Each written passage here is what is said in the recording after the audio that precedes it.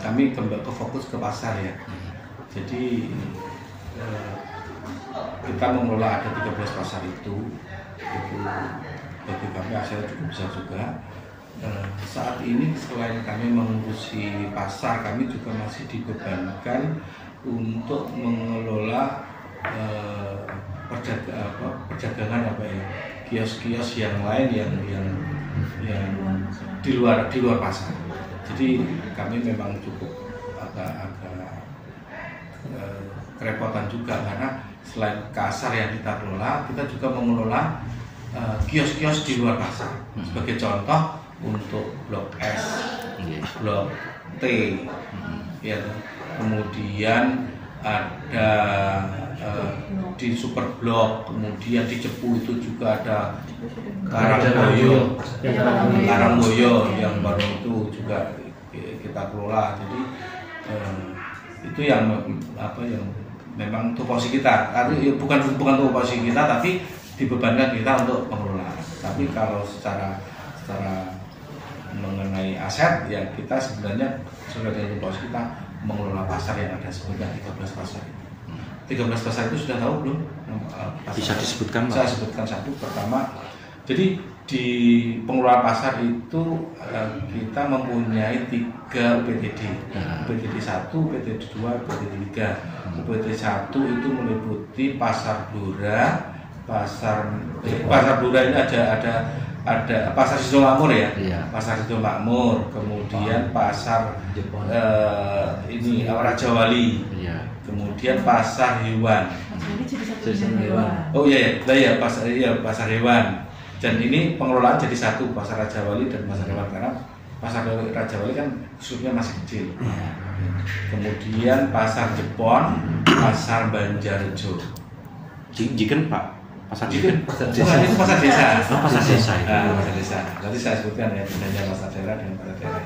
Itu. Kemudian yang UPT 2 itu untuk wilayah bagian timur dan selatan. Pasar Cepu ada 2, satu Pasar Induk Cepu, Pasar Plaza atau Pasar Lama, kemudian Pasar Mulyorjo, Pasar Wulung, Pasar Randu, dan Pasar Dukuh. Kemudian yang UPT 3 itu wilayah bagian barat, itu ada Pasar Ngawen, Pasar Kunduran, Pasar Todanan. Ya jumlahnya ada. Selanjutnya lagi. Pertanyaan yang kedua, misalnya pengelolaan sejumlah pasar di Kabupaten Blora tentu pemasukannya beragam, Pak. Contoh sewa los pasar atau jenis pemasukan lain di lingkungan pasar, bagaimana komentar dengan Pak? Contoh sewa los pasar atau jenis pemasukan lain di lingkungan pasar. Jadi terkait dengan pemasukan kita sudah dipisah-pisahkan sesuai dengan jenis restribusi. Jadi kita di sini ada restribusi itu masing-masing, ada kurang lebih 5 ya Mbak ya. 5 jenis restribusi yang kita kelola. Apa aja Mbak? Kebersihan, los, kios, pelataran, dan parkir ya. Parkir sama kios di luar. Kos artinya kalau yang di dalam pasar kan itu ditambah dengan kios tadi loh, ya pengelolaan yang di luar pasar tadi.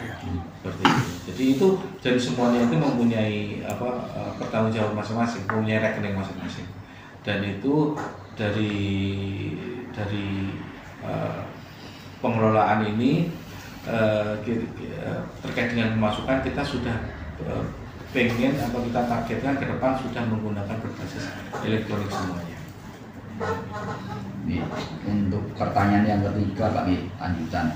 Apa upaya atau cara atau sistem apa yang diterapkan untuk menekan kebocoran PAD dari aset yang dimiliki Dindak?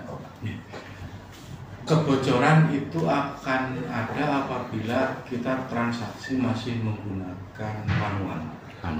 Ya, tunai atau tunai yang selama ini mungkin panjenengan yang dilihat itu mungkin orang ada tarian distribusi dengan memberikan karcis kemudian dibayar dengan tunai. Nah itu akan kita upayakan sudah tidak ada penarikan dengan sistem tunai. Jadi kita akan berupaya untuk kebocoran itu dengan yang tunai-tunai itu akan kita hilangkan. Karena tunai itu sekarang dengan cara kita mengimitkan ke masyarakat bahwa tunai itu adalah bocor gitu loh. Tunai itu adalah tidak keren gitu loh. Tunai itu adalah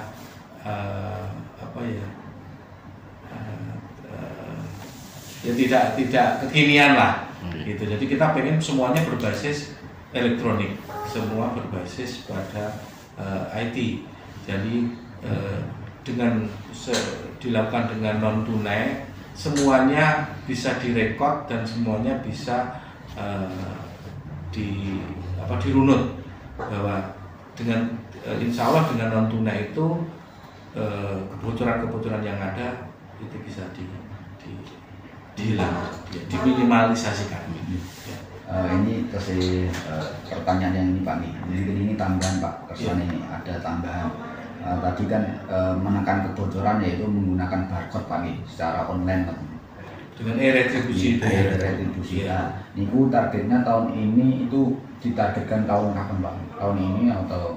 Jadi kita penggunaan e-retribusi itu dimulai tahun 2018. Kita sudah memulai. Dan kemarin ada studi banding dari kabupaten yang lain juga kita temukan, ternyata kita dianggap termasuk berhasil gitu. Banyak daerah yang lain yang pengen belajar ke kita terkait dengan penerapan retribusi. Sampai sekarang kita itu hampir semua pasar sudah menggunakan. Hanya tertinggal satu pasar induk Cepu yang belum menggunakan e-retribusi. Dan kita targetkan untuk tahun 2024 ini untuk pasar induk Cepu bisa dilakukan e-retribusi. Terus kemudian permasalahan kita saat ini terkait dengan penarikan e-retribusi. Kalau yang saya sampaikan tadi untuk kios dan lodging, kita masih ada kendala terkait dengan yang pedagang yang lesehan sama yang PKL. Itu yang upaya kita supaya bagaimana untuk pedagang lesehan dan PKL itu bisa kita gunakan retribusi atau mereka bisa dilakukan penarikan dengan retribusi, dan itu menjadi komitmen kami untuk bisa mewujudkannya. Ini langsung ke pertanyaan yang keempat ya Pak. Apakah Dindarkop juga bekerja dengan lembaga lain misalnya dengan independen guna menekan terjadinya kebocoran PAD? Saat ini kita tidak ada kerjasama, jadi seperti OPD yang lain bahwa terkait dengan kegiatan kami auditor yang resmi di kami itu adalah pihak inspektorat. Jadi kita tidak ada. Cuman kita selalu dalam pelaksanaan kita berkoordinasi karena ini bagian dari pendapatan ya, kita selalu dikontrol dari DBPKAD karena kan terkait dengan pemasukan dan yang lain kan masuknya kan semuanya kan di BPKAD. Dan terkait dengan sistem ini sekaligus saya jelaskan kalau ini tadi tidak independen yang auditor, tapi kalau sistem yang kita gunakan kita bekerja sama dengan Bank BPD. Jadi kartu e-retribusi yang ada itu semua keluar masuknya itu dengan sistem yang ada di BPD. Jadi kita nanti jadi sebagai gambaran ya untuk kartu retribusi itu seperti kita itu ya seperti kartu elektronik yang lain. Jadi ada deposit dulu, kita ada deposit di situ, kemudian kita setiap harinya pedagang itu melakukan tapping di alat yang sudah disediakan sehingga akan dikontrol dari sana, ditarik dari sana secara uangnya itu akan ditarik melalui sistem. Nah, pengelolaan sistem itu dilakukan oleh pihak bersama dengan pihak BPD karena keuangan kita kan terkoneksi dengan BPD, jadi uang masuk itu kan ada di sana. Menurut jenengan dengan transaksi model seperti itu ribet enggak Pak? Justru sangat mudah sekali. Oh gitu. Ya, Sebagai contoh gini, pedagang itu sudah tidak asing dengan STB, sudah tidak asing. Ya, jadi mereka sebenarnya juga sangat dimudahkan dengan sistem itu. Karena dengan sistem itu dia bisa mengontrol duit saya itu tinggal berapa, sehingga dia juga bisa membuat schedule untuk pembayarannya itu. Dengan dia bisa, artinya dia bisa membuat perencanaan dalam pembayaran, sehingga kalau dia hari ini dia dengan mengetahui dia punya saldo sekian, dia harus bisa menyisikan uang sekian untuk dilakukan pembayaran untuk pemenuhan karena kewajibannya sesuai dengan kewajiban yang harus dibayarkan. Dan itu semuanya sudah saya yang paling desa Jandoplang aja sudah pakai semua, sudah terbiasa. Masyarakat kabupaten sudah terbiasa.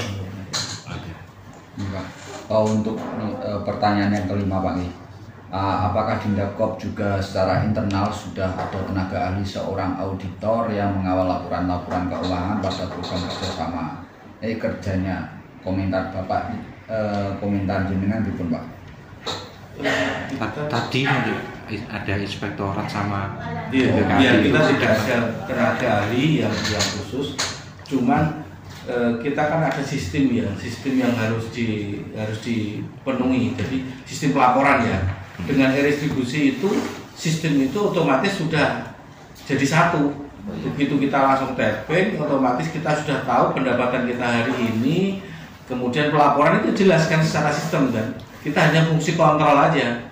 Benar nggak dengan seperti ini kan gitu. Karena sistem semuanya berjalan. Jadi kita memang repot di awal untuk sosialisasi itu, tapi begitu berjalan, sistem sudah berjalan, insya Allah semuanya sudah terkendali, kecuali terjadi kesalahan sistem gitu. Kalau sistemnya berjalan lancar, nah yang menjadi kendala saat ini memang kita terkait dengan permasalahan sistem itu. Salah satunya adalah alat, keterbatasan alat, kemudian sinyal, karena itu kaitannya dengan satelit kan. Nah itu yang menjadi kendala-kendalanya di situ. Selama itu tidak ada permasalahan dan sebenarnya insya Allah lancar saja.